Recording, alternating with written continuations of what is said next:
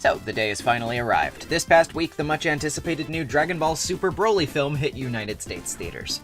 After a heavy advertising campaign, plenty of hype, and a Macy's balloon, we were once again given the opportunity to see Son Goku and friends return to the big screen.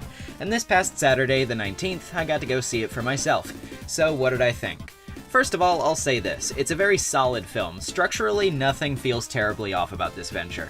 The first 20 minutes or so are dedicated to more Planet Vegeta flashbacks, specifically oriented to help along Goku's origins as detailed in Dragon Ball Minus, as well as Broly's own beginnings with his father. Say what you will about Minus, and I don't much like it either, but I feel as if it's not as egregiously poorly handled in this film, though perhaps that's helped along by some simple world-building tidbits that get thrown in on top, helping to solidify the backdrop a bit more. For what it's worth, I really couldn't give less of a care about Bardock or Gine in the Minus one-shot, but here I did have the slightest bit of sympathy for them. Maybe it was helped by the fact that we got to see them voiced and with music behind them here, though. Heaven knows I'm sentimental enough for something simple like that to work on me. Broly is smartly reinvented for this film, and I feel like Toriyama handles him much better than his initial conception did. In the original Broly movie, he didn't feel like he had a lot of personality beyond towering, angry brute. In this movie, he isn't exactly Mr. Personality or anything, but he does have some interesting issues to dive into. A lot of this movie pries into the relationship between Broly and his father, and how his father's thirst for revenge shifted what otherwise might have been a very caring dynamic between them to one more sinister and controlling than before. It's actually somewhat heartbreaking and adds a much-needed emotional depth that was lacking in Broly's previous non-canon incarnation. The bulk of this film involves the present day, and more specifically the fight between Goku, Vegeta, and Broly. This is one of the longer fights I've seen in a recent Dragon Ball film, taking up what feels like much more of a substantial chunk of runtime than the fighting in Battle of Gods, for example. To its credit, the fight is a tremendous spectacle and involves some really impressive choreography, motion, and weight. And for the first time in a long time when it comes to Dragon Ball media, I really felt some of those blows in their hard-hitting nature. The explosions and energy blast effects look phenomenal, and the fluidity of motion is awe-inspiring. The animation in this film is honestly some of the most gorgeous I've seen in an anime film to date, and it really makes me wish all of animated Dragon Ball looked like this, regardless of how impractical that may be. On the other hand, though, I do have to complain that I felt the fight could have been shaved down a bit more, or at the very least have a bit more dialogue to break up the pace of the fighting. Some cutaways, something. The showdown is suitably epic, don't get me wrong, but going ages without much communication at all and just volleys upon volleys of fisticuffs does get a little bit exhausting after a little while.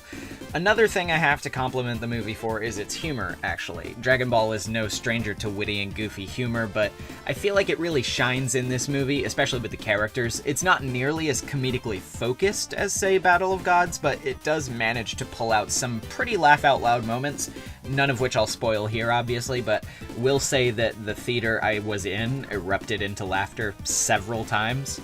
The characters in this movie are pretty well handled. I won't say perfectly because, to be honest, it feels like Goku and Vegeta are just here for the punching to happen than anything else, really.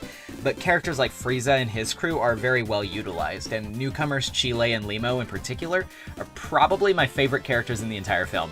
They've got just enough personality and individual spunk along with their friendship with Broly that really makes them compelling to me, and when they got shoved a little further to the back during the later parts of the film, I kept finding myself wanting to cut back to them more often.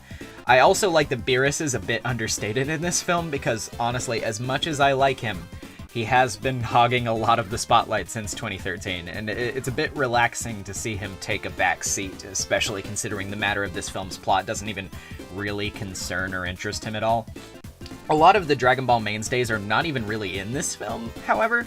Characters like Krillin, Yamcha, Shinhan, Chaozu, hell, even Gohan are pretty much entirely absent from this film. Although I understand this was probably done to give the story more time to focus and develop the new characters, I couldn't help but wish they showed up at least a little, if only to just have a meaningful cameo. Though to its credit, Piccolo's there for, like 5 minutes. The music and voice acting are as top-notch as ever. I saw the English dub myself, though I'll probably go back and watch the sub at some point as well. All of the Dragon Ball regulars we've come to know and love put in some excellent performances here. Sean Schemmel in particular deserves a lot of credit for those throaty screams Goku's belting out in this one. The scoring is suitably epic, has some really nice pieces which complement the action well, and the main theme song Blizzard by Daiichi Miura is surprisingly earwormy despite being much different than most typical Dragon Ball fare. Overall, Broly is a film I would highly recommend to any fan of this series. It's a slower paced and slightly more thoughtful romp than usual, and you may be exhausted by the time all the fighting is over, but it is a fun adventure with some nice emotional beats and breathtaking animation to complement the intense spectacle of another 2 hours of men screaming while beating the soul out of one another. For non-fans, I'd say this probably isn't as good a time, but to its credit, my mother, who has never seen Dragon Ball ever, accompanied during my viewing and gave it a 6 out of 10, knowing really no context at all, so take that as you will.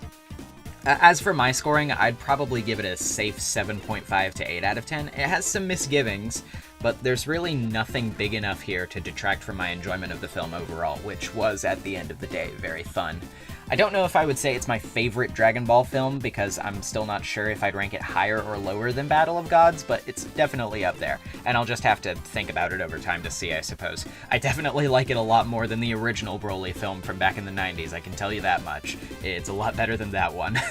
If you're a Dragon Ball fan, definitely check this one out, preferably in theaters if you get the opportunity. And even if you're not, but you'd appreciate stellar animation, I'd say this one's definitely worth the look from a technical standpoint alone. It's definitely the best visual work Toei has ever done. And of course, I mean, if you missed out on the theater viewing experience, you can always just get it on Blu-ray. It won't be the same, but I do still encourage checking the film out regardless.